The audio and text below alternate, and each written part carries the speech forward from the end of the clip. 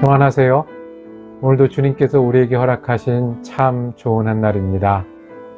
귀한 계절에 주님이 베푸시는 풍성함과 은혜가 넘치는 한날 되기를 축복합니다. 기도합니다. 사랑과 은혜가 많으신 아버지 하나님, 오늘도 사랑으로 우리를 인도하여 주시는 은혜 감사합니다.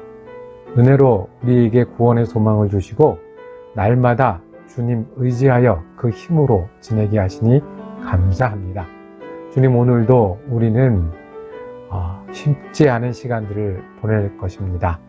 우리가 시간을 쪼개서 수고해야 합니다. 아버지 하나님, 우리가 귀하고 사랑하는 사람들과 은혜롭게 지내야 합니다. 필요한 지혜를 더하여 주시옵소서. 능력을 더하여 주시옵소서. 돕는 손길을 더하여 주시옵소서. 주님께서 사랑하시는 귀한 자녀들에게 하나님께서 동행하시고 함께 하시고 채우시는 손길로 말미암아 오늘도 하나님께 찬양하고 우리가 믿음으로 충성하는 한날 되게 하여 주옵소서. 감사드리며 예수 그리스도 이름으로 기도드립니다. 아멘. 오늘 우리가 함께 읽으실 성경 한 장은 신약성경 베드로전서 1장입니다. 그 중에 6절에서 7절까지 말씀을 받들어 읽습니다. 그러므로 너희가 이제 여러 가지 시험으로 말미암아 잠깐 근심하게 되지 않을 수 없으나 오히려 크게 기뻐하는도다. 너희 믿음의 확실함은 불로 연단하여도 없어질 금보다 더 귀하여 예수 그리스도께서 나타나실 때에 칭찬과 영광과 존귀를 얻게 할 것이니라. 아멘.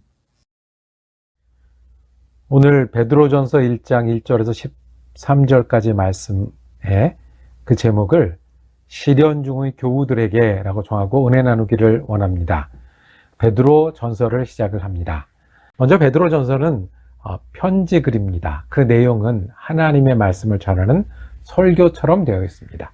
이 편지 글을 통해서 하나님께서 우리에게 말씀하시는 것을 듣게 되는 거지요. 누가 쓴 편지일까요? 누구에게 보낸 편지일까요? 1장 1절에 보면 예수 그리스도의 사도 베드로는 본도 갈라디아 갑바도기아 아시아와 비두니아에 흩어진 나그네에게 보내는 편지라고 했습니다. 그러니 누가 쓰신 글이냐면 예수님의 제자 베드로가 지금 이 여러 지역에 흩어져 있는 예수 믿는 사람들에게 보낸 편지입니다. 이 지역은 지금의 터키의 여러 지역을 말씀합니다. 육로로 따지면 유대 지역에서 북쪽으로 이동하게 되면 만나는 나라이고 그 당시에는 로마 제국의 일부였고요. 로마 제국의 중심 지역 중에 한 곳이었습니다. 그곳에 흩어져 있는 예수 믿는 사람들, 흩어져 있는 나그네라고 한 거로 봐서는 유대인 디아스포라도 있고요. 그리고 벌써 여러 지역에 교회가 생긴 겁니다. 이 동네 이름이 여러 나오지 않습니까? 흩어져서 교회에 모인 사람들, 물론 여기는 이방인들도 많이 있습니다. 이제 처음 예수를 믿게 된 사람들에게 사도 베드로는 예수님의 말씀을 전해주는 겁니다. 언제 기록됐을까요? 베드로 사도가 세상을 떠난 것은 68년쯤으로 보게 됩니다. 당시 황제 네로의 핍박 중에 죽임을 당했는데요. 그거보다는 앞에 있을 겁니다. 그런데 내용 중에 살피게 되는 일이 있습니다. 네로 황제 때 로마에 대화재가 났거든요. 그런데 그 화재가 일어난 원인이 기독교다라고 해서 이렇게 누명을 씌워서 기독교인들을 많이 핍박하고 죽이는 일들이 벌어집니다.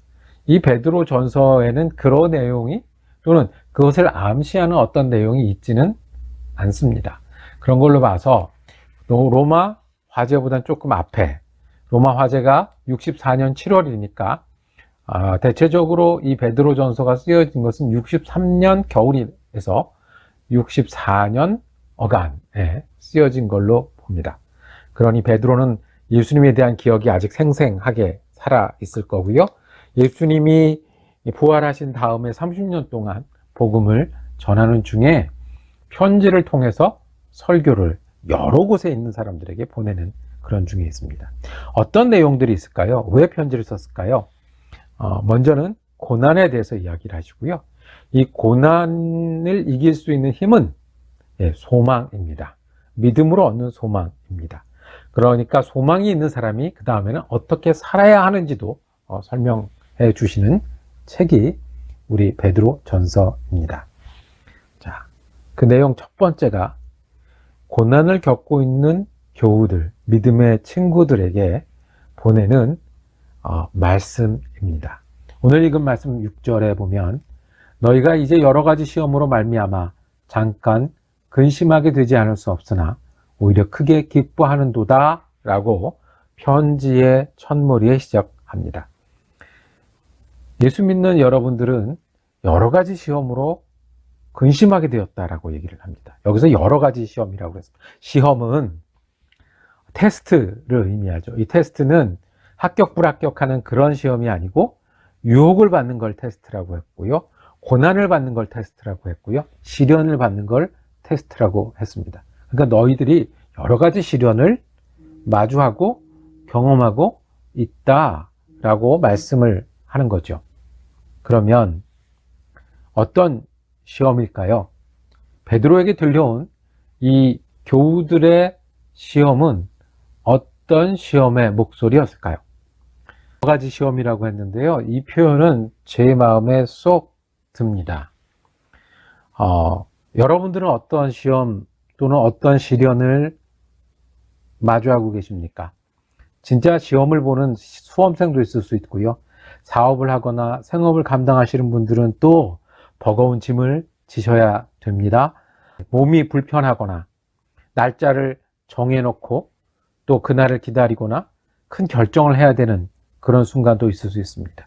보이지 않는 마음에 힘이 없는 분들도 있어요. 그것도 참 시험이고 시련이죠.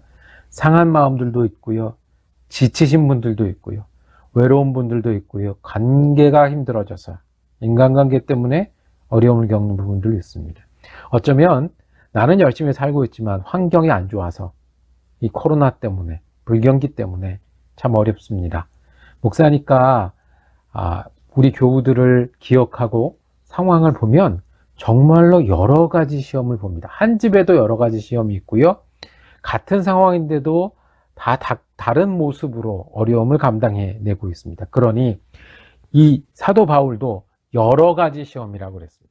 보이는 일에나 보이지 않는 일에나 예수 믿는 일에나 또는 예수 믿는 일과 관련 없이도 여러 가지 시험을 겪는 사람들에게 말씀을 전합니다.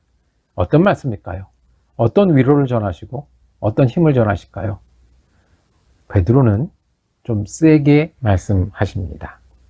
잠깐 근심했다라고 말씀합니다. 시험으로 말미암아 너희가 잠깐 근심한다. 잠깐이라뇨. 아플 때는 하루 저녁도 못 참고 응급실에 가는 게 우리들이 겪는 고통이잖아요. 며칠, 정말 힘든 며칠은요, 몇 년처럼 길게 느껴지기도 합니다.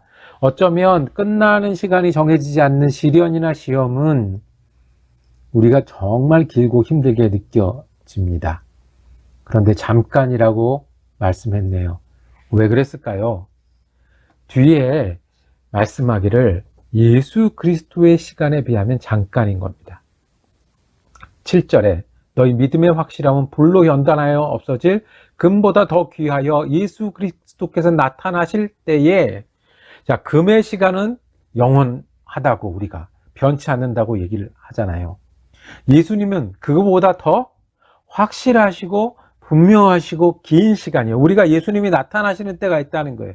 구원의 때가 있다는 거예요. 예수님이 정하셔서 우리를 도우시는 때가 있다는 거예요. 그거를 보면 지금 우리가 겪는 이것은 잠깐 근심한다는 거예요. 주님을 만날 시간에 비교해 보면 아주 잠깐인 거예요. 주님이 인도하는 시간에 비하면 아주 잠깐이에요. 우리가 주님과 함께 살 시간을 비교해 보면 아주 잠깐이에요. 잠깐 동안이다. 그리고는 주님과 함께 칭찬과 영광과 종기가 있을 거다라고 말씀해 주십니다. 그래서 잠깐 근심하지만 기쁨이 된다. 왜냐하면 이 시험, 고난, 시련은 연단이 될 거라고 말씀합니다. 연단. 연단은 이 당시에 대장간에서 쓰던 용어입니다. 철을 재련하는 거예요. 돌덩이에서 뜨겁게 만들어서 철을 모아서 철을 만든 다음에 더 단단하게 만들기 위해서는 뜨겁게 하고요. 멀겋게 만들고요. 그 다음에 버릴 건 버리게 되고요. 물러지고요. 물러지면 때리기도 하고요. 위험하고 어려운 작업입니다. 이것이 연단이거든요. 근데 그렇게 해서 더 아름답고 순수한 철이 되고요. 더 단단한 철이 되고 무엇보다 제대로 쓸모 있는 철을 만드는 게 연단입니다. 우리가 잠시 근심합니다. 시험을 당해서. 그런데 이것이 연단이라고. 그래서 기뻐할 수 있다고 말씀합니다. 왜요? 그냥 좋게 보자, 좋게 생각하고 긍정적으로 보자가 아니라 9절에 보면 믿음의 결국 곧 영혼 구원을 받음이라. 너희가 지금 예수를 사랑하는도다. 이것을 믿고 기다리는 것이 예수를 사랑하는 거래요. 이것이 믿는 거래요. 그래서 구원이 있다라는 거예요. 그래서 시험과 연단이 우리에게는 기쁨이 된다고 말씀합니다. 여러분, 쉬운 하루가 어디 있습니까? 저절로 되는 일이 어디 있습니까? 힘들지 않은 인생이 어디 있습니까? 그래서 여러 가지 시험을 당하는 사람에게 주님 말씀하십니다. 그것이 연단이 됩니다. 언제요? 우리가 예수를 믿을 때, 예수를 다시 만나고 예수가 구원하시고 예수 안에서 믿음을 지키고 이겨나가는 것이 참으로 우리에게 연단이 된다는 것을 믿을 때 그것은 소망이요 기쁨이 된다고 말씀하십니다. 어려운 일들을 겪고 계시지요. 아픈 순간을 지내고 계시지요. 잠깐 고난이라고 말씀합니다. 우리 주님이 계시기에 잠깐 근심이고 이것이 우리에게 연단이 되어 정말로 아름답고 순수하고 주님이 쓰실 만한 정말 우리가 소원하는 그런 예수님의 사람으로 바꾸시고 계시는 중이기 때문에 기뻐하라고 말씀을 하십니다. 아프다고 하고 사시겠습니까? 연단으로 기뻐하며 사시겠습니까?